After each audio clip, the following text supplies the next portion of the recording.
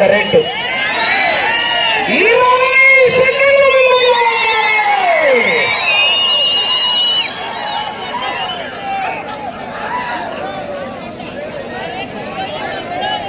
ఎడమ వైపు లాగుతున్న ఎద్దులు ఈ పొద్దు మధ్యాహ్నం 40 లక్షలకు డైరెక్ట్ గా మాజీ ఆర్థిక మంత్రి అయినటువంటి దుర్గా రాజారెడ్డి గారు ఫోన్ చేసి అడిగారు. అయినా వాళ్ళు ఇలా ఉన్నారు.